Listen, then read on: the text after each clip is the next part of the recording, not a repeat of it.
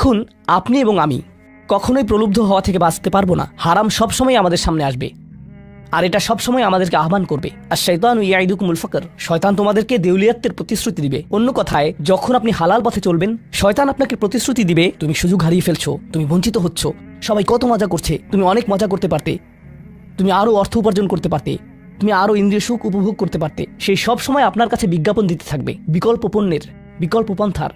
নিজের কামনাকে চরিতার্থ করার কিছু যায় আসে না যে কতটুকু কোরআন মুখস্থ করেছেন, কিছুই যায় আসে না যে কি পরিমাণ তাহাজ্জুদ আপনি পড়েছেন।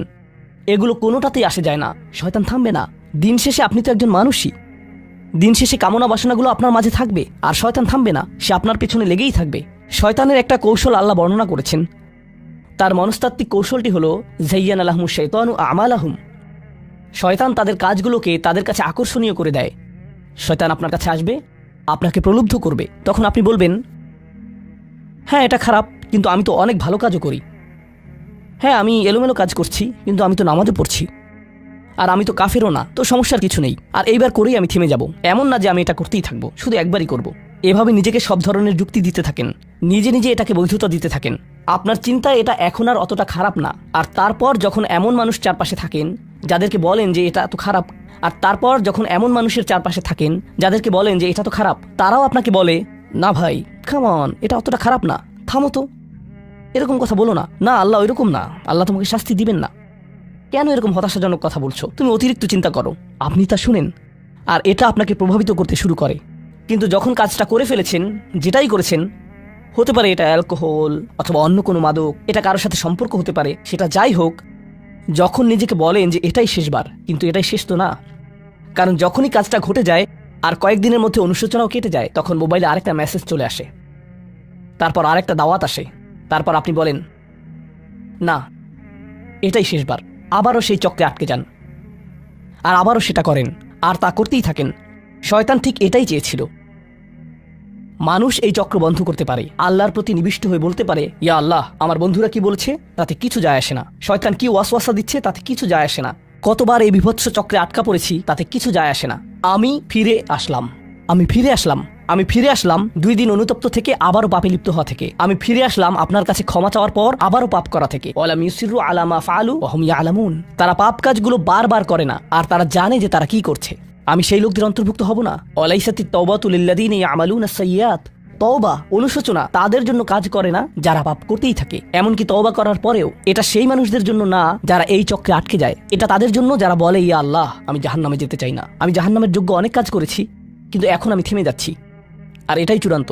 তারা হলেন আল্লাহর কাছে বিশেষ মানুষ, কারণ আল্লাহ জানেন এটা কতটা প্রলুব্ধকারী ছিল, আল্লাহ জানেন সেই আসক্তি কতটা শক্তিশালী ছিল, আল্লাহ জানেন পাপের কত গভীরে আপনি ছিলেন, আল্লাহ জানেন আপনার উপর শয়তানের সেই দীর্ঘ নিয়ন্ত্রণের কথা, আর আপনি সেই নিয়ন্ত্রণ ভঙ্গ করতে এবং আল্লাহর কাছে ফিরে আসতে সক্ষম হয়েছেন। আল্লাহর পথে আপনার এই যাত্রা অন্য মানুষের তুলনায় অনেক কঠিন। আপনার সামনের প্রলোভনগুলো অনেক শক্তিশালী, আপনার প্রতি অভিকর্ষের টানটি অনেক বেশি শক্তিশালী, আর এর সাথে লড়াই করে যেহেতু আল্লাহর কাছে এসেছেন, তাই আপনি বিশেষ মর্যাদা সম্পন্ন।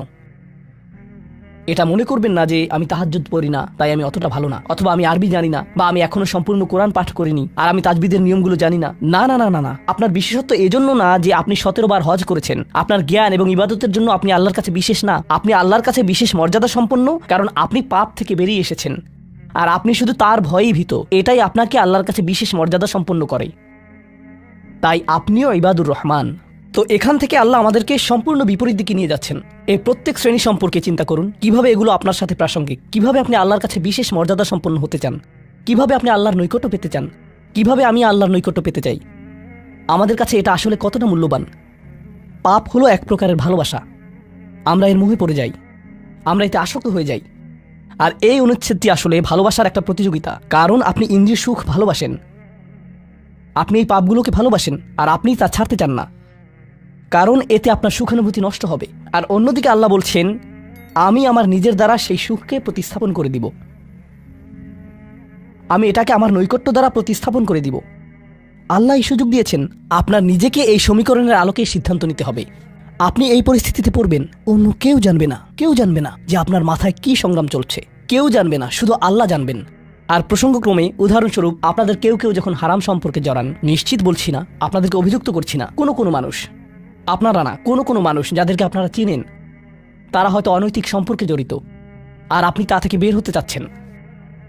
তো আপনি এই আলোচনা শুনে তাকে মেসেজ দিলেন, আমি আর এটা করতে পারবো না। সে উত্তর দিল, তুমি কি আমাকে ভালোবাসো না? তুমি এখন আমাকে ঘৃণা করো? তুমি কি মনে করো যে আমি তোমার জাহান্নামে যাবার কারণ? আমি কি এতটাই খারাপ? এখন আপনি বলছেন, না তুমি অতটা খারাপ না, না আমি তোমাকে ভালোবাসি, তুমি মোটেই খারাপ না, তুমি অনেক ভালো। ঠিক আছে, যদি আমার সাথে সম্পর্ক সমাপ্ত করতে চাও, আজকে রাতে আমার সাথে দেখা করো আর আমার মুখের সামনে এটা শেষ করো। না, এটা আমি করতে পারবো না। ঠিক আছে, তুমি আমাকে ঘৃণাই করো, আচ্ছা ঠিক আছে, আমি আসছি। এটা আবার শুরু হয়ে গেল। আর এরপর আপনি আবারও তওবা করতে চান। দেখতে পাচ্ছেন, এটা শুধুমাত্র আপনি না, আপনি হয়তো আবেগগতভাবে কোনো কিছুতে জড়িয়ে যেতে পারেন, আর এখন আপনি আবেগগতভাবে ব্ল্যাকমেইলের শিকার হচ্ছেন। এর দ্বারা আপনি খারাপ বোধ করবেন। আপনাকে এর বিরুদ্ধে যুদ্ধ করতে হবে, আপনাকে এটা অবদমন করতে হবে, আর আপনাকে উপলব্ধি করতে হবে যে আপনি হয়তো কাউকে হতাশ করছেন, কিন্তু আল্লাহকে সন্তুষ্ট করছেন। আর আপনি এটা শুধু নিজের জন্যই করছেন না, বরং এটা ওই মেয়ের জন্যও করছেন বা ওই ছেলের জন্যও করছেন যে আপনার মেসেজের জবাব দিচ্ছে। সে আল্লাহর সামনে দাঁড়াবে এটাও আপনি চান না। আপনি যদি তাকে আসলেই ভালোবাসেন, শুধুমাত্র যদি তাকে কামনা না করেন, বরং তাকে ভালোবাসেন, তাহলে আপনি তাকেও রক্ষা করতে চাইবেন। তো এখন আমরা খুবই অপ্রত্যাশিত স্থানে চলে যাচ্ছি। আল্লাহর কাছে আরও কে বিশেষ মর্যাদা সম্পন্ন? আল্লাযীনা ইযা আনফাকু লাম ইউসরিফু ওয়া লাম ইয়াকতুরু ওয়া কানা বাইনা যালিকা কওয়ামা। এই মানুষেরা যখন তারা অর্থ ব্যয় করে, তারা সকল অর্থ উড়িয়ে দেন না, তারা অতিরিক্ত খরচ করেন না, আর তারা কৃপণও নয়। তারা অনেক বেশি খরচ করেন না, আর তারা অনেক কমও খরচ করেন না। তাদের বাজেট ভারসাম্যপূর্ণ। বাজেটের সাথে আল্লাহর নৈকট্যের সম্পর্ক কি? সম্পর্ক রয়েছে, কারণ আল্লাযীনা ফি আমওয়ালিহিম হাক্কুন মালুম, তাদের অর্থে অন্যদের অধিকার রয়েছে যা সুবিদিত। আপনার পিতামাতার অর্থনৈতিক সহায়তা প্রয়োজন, আপনার সন্তান, আপনার ভাই বোন, আপনার স্ত্রীর প্রয়োজন, এমন অনেক ক্ষেত্র রয়েছে যার জন্য আপনার অর্থ প্রয়োজন। কিন্তু যখন আপনি প্রয়োজনহীন জিনিসে আসক্ত হয়ে পড়েন, আর আপনার অর্থ যখন ব্যয় হয় সিনেমার পর সিনেমা, সিনেমার পর সিনেমায়, সাবস্ক্রিপশনের পর সাবস্ক্রিপশনে, গেমের পর গেম, এরপর গেমে, গাড়ির জন্য নতুন যন্ত্রাংশ কেনার পেছনে, যে চাকা দেখতে উল্টো দিকে ঘূর্ণায়মান, তার প্রয়োজন আপনার নেই। সেগুলো আপনি দেখবেন না যখন আপনি গাড়ি চালাবেন, সেটা অন্য কেউ দেখবে। এগুলো ঘুরবে অন্য কারোর জন্য, আপনার জন্য না। যন্ত্রাংশ অথবা ডিভাইস। আপনি নতুন আইফোন ছাড়াও বেঁচে থাকবেন, এতে কোনো ক্ষতি হবে না। স্যামসাং যদিও কিছুটা বিপজ্জনক, তারপরও অনেক বোনেরা পার্স অথবা ব্যাগের জন্য এমনটা করেন। ও আল্লাহ, এই ব্যাগগুলোর কোনোটার দাম কয়েক লাখ টাকা। বলছি না যে আপনি এগুলোর কোনোটাই কিনতে পারবেন না, কিন্তু আল্লাহ বলছেন ঠিক আছে খরচ করো, কিন্তু অতিরিক্ত খরচ করো না। আপনাদের কারো কারোর জন্য আবার সবচেয়ে খুশির বিষয় হলো টাকা ধরে রাখা। আপনি স্ত্রীকে সাথে নিয়ে সুপার শপে গিয়েছেন, তিনি এক প্যাকেট দুধ নিলেন। আমাদেরকে এত বেশি দুধ প্রয়োজন, ছোট প্যাকেট নিতে পারো না? ডিসকাউন্টের জন্য অপেক্ষা করতে পারো না? এটা দুধ, এটা ডিম, এগুলো নিয়ে কৃপণতা না করলে হয় না? এমন মানুষ রয়েছে যারা প্রাপ্য মানুষদের টাকা ধরে রাখে। আপনার সন্তানদের অর্থ প্রয়োজন, তাদের চলার জন্য কিছুটা পকেট খরচ প্রয়োজন, আপনার স্ত্রীর কিছুটা অর্থ প্রয়োজন। যদি তিনি গৃহ ব্যবস্থাপনার দায়িত্বে থাকেন আর তিনি নিজে উপার্জন না করেন, আর তিনি আপনার কাছে বলেন আমি কি 500 টাকা পেতে পারি? কিসের জন্য তোমার টাকা প্রয়োজন? আমাকে সম্পূর্ণ প্রতিবেদন প্রদান করবে, সকল রিসিট দেখাবে। দাঁড়ান, 1 মিনিট থামুন। এটা লাম ইয়াকতুরু, এটা আপনার জন্য চ্যালেঞ্জ হতে পারে। আপনি যদি আল্লাহর নৈকট্য লাভ করতে চান, আপনার পরিবারের খাবারের প্রসঙ্গ আসলে তাদেরকে জঞ্জালের মতো বিবেচনা করবেন না। আপনার জন্য সর্বোত্তম খরচের খাত হলো আপনার পরিবার। নিজের পরিবারের সাথে এরকম খারাপ আচরণ করবেন না, কিন্তু অতিরিক্ত খরচও করবেন না। অন্যরা এমন আছে যারা টাকা উড়ায়। আল্লাহ হয়তো আপনাকে কিছুটা অর্থ দিয়েছেন, আর আপনি আপনার 16 বছরের সন্তানকে BMW কিনে দিলেন যাতে সে রাস্তার পাশে লাগিয়ে দিয়ে অ্যাক্সিডেন্ট করতে পারে, আর তারপর তাকে আরেকটা কিনে দিলেন। না না না, আপনি এমনটাও করতে পারবেন না। লাম ইউসরিফু ওয়া লাম ইয়াকতুরু ওয়া কানা বাইনা যালিকা কওয়ামা। তারা একটি ন্যায্য ভারসাম্যপূর্ণ পন্থা অবলম্বন করে এই দুই অবস্থার মাঝে অবস্থানের জন্য। পরবর্তী গুণটি আমার প্রিয়, মনোযোগ দিয়ে শুনুন। এরা সবাই একটি শ্রেণী। ওয়াল্লাযীনা লা ইয়াদউনা মা'আল্লাহি ইলাহান আখার ওয়া লা ইয়াকতুলুনা আন-নাফসা আল্লাতী হারামাল্লাহু ইল্লা বিল হক ওয়া লা ইয়াজনুন ওয়া মান ইয়াফআল যালিকা ইয়ালকা আসামা। তারা আল্লাহর পাশাপাশি অন্য কোনো উপাস্যের কাছে প্রার্থনা করে না, আর আল্লাহর পাশাপাশি অন্য কোনো উপাস্যের কাছে প্রার্থনা না করা অবস্থায় তারা কাউকে হত্যা করে না এবং তারা ব্যভিচারে লিপ্ত হয় না। 3টি বিষয়। তারা আল্লাহ ছাড়া কারো কাছে প্রার্থনা করে না, এর সাথে রয়েছে তারা হত্যা করে না এবং তারা ব্যভিচার করে না। 3টি বিষয় একসাথে। 3টি বিষয় একসাথে। এটা তো অসাধারণ কোনো অর্জন নয়। কেউ বলতে পারে যে হ্যাঁ, আমি তো তালিকায় এসে পড়েছি, আমি কাউকে হত্যা করিনি। কিন্তু জানেন কেন এটা বৈশিষ্ট্যসূচক? কারণ এই বিষয়গুলো খুবই প্রাথমিক স্তরের, তাই না? অন্য অনেক কবিরা গুনাহ রয়েছে, কিন্তু আল্লাহ বলছেন যে তোমরা আল্লাহর কাছে বিশেষ মর্যাদার অধিকারী হতে পারবে যদি তোমরা শুধু এটুকু করো। কেন এটা বিশেষ মর্যাদাপূর্ণ? মক্কার মানুষদের কথা চিন্তা করুন, সেই সমাজের কথা চিন্তা করুন যার মাঝে কোরআন এসেছিল। সেই মানুষগুলো হাজার বছর ধরে শিরকে লিপ্ত ছিল।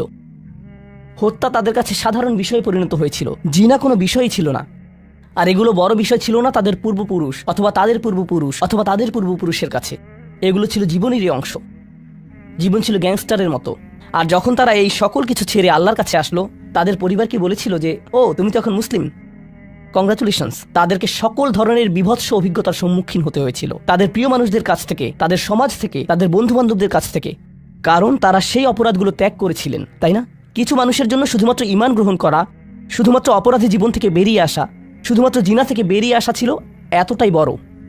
আপনারা যারা সম্মানিত পরিবারে বেড়ে উঠেছেন, পরিশুদ্ধ পরিবেশের মাঝে ছিলেন, আপনার জন্য সেই ধরনের বিপত্তিতে না পড়াটা সহজ অথবা সহজতর। এখনকার সময়ে যে কোনো কিছুই সহজ। কিন্তু আপনাদের যারা অমুসলিম অবস্থা থেকে এসেছেন, আপনি চারপাশে অপরাধ সংঘটিত হতে দেখেছেন, আপনি চারপাশে মাদকের আসর দেখেছেন, আপনি চারপাশে নারী লিপ্সা দেখেছেন, প্রত্যেক সাপ্তাহিক ছুটির দিনই ক্লাবে যেতেন, আর তারপর আপনি আল্লাহর পথে আসলেন, আপনি ঈমান গ্রহণ করলেন। সেই জীবন থেকে আপনার এই যাত্রাটি ছিল বিশাল এক যাত্রা। আর আল্লাহ এটা স্বীকার করেছেন এবং বলেছেন যে এটা বেশ বড় ব্যাপার যে কিছু মানুষ এমনটা করেছে। শুধু এই বিবেচনায় তারা বিশেষ মর্যাদাময়, তারা অন্য কিছু জানে না, তাদের ব্যাপক কোনো জ্ঞান নেই। কিন্তু মূল বিষয় হলো তারা আল্লাহর সন্তুষ্টির জন্য হিজরত করেছেন, তারা সেই বড় পাপগুলো থেকে আল্লাহর অভিমুখে যাত্রা করেছেন। এটা অবিশ্বাস্য।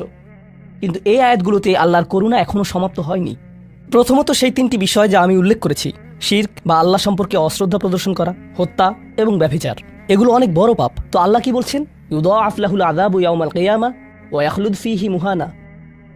এমন মানুষের জন্য শাস্তি দ্বিগুণ করা হবে আর তারা সেখানে থাকবে অপমানিত অবস্থায়। এই পাপগুলো আল্লাহর কাছে ছোট বিষয় না, বিশেষত 3টা পাপ একসাথে।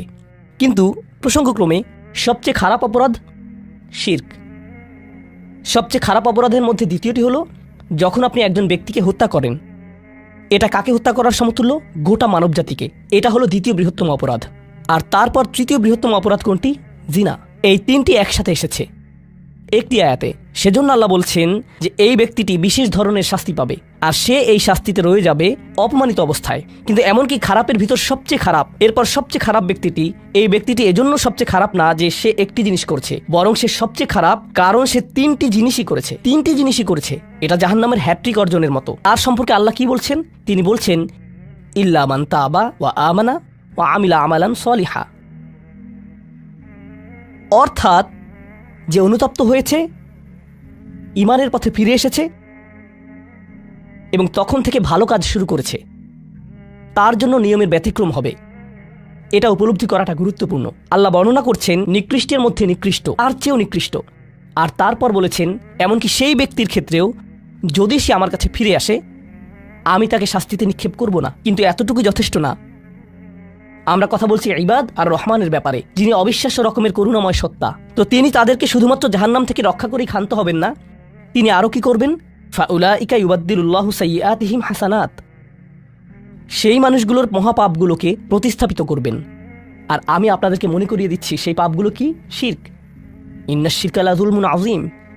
হত্যা, কাআন্নামা কাতালান নাসা জামিআ, সে যেন গোটা মানবজাতিকে হত্যা করলো। এবং জিনা, ব্যভিচার, সবচেয়ে বড় পাপ এগুলো। আল্লাহ বলছেন যে পাহাড় সমান তাদের এই সমগ্র পাপ কাজগুলোকে আমি প্রতিস্থাপন করে দিব ভালো কাজ দিয়ে। কিন্তু তারা এখনো কোনো ভালো কাজ করেনি। তারা এখনো নামাজ পড়েনি, তারা এখনো ইবাদত করেনি, তারা এখনো হজ করেনি, তারা এখনো দান করেনি। তারা মূলত যা করেছে তা হলো অনুতপ্ত হয়েছে। আর এখন থেকে তারা ভালো কাজ করবে। আল্লাহর জন্য এতটুকুই যথেষ্ট। তাদের পাহাড়সম পাপগুলো নিবেন যা তাদেরকে চিরকাল জাহান্নামে নিক্ষেপ করতে অপমানিত অবস্থায়, আর তিনি এই পাহাড়সম পাপগুলোকে নিয়ে পাহাড়সম ভালো কাজে পরিবর্তিত করে দিবেন। এটাই আল্লাহ করবেন তাওবাকারীদের জন্য। আপনিও বিশেষ মর্যাদার অধিকারী হবেন। শুধু তাওবা করুন।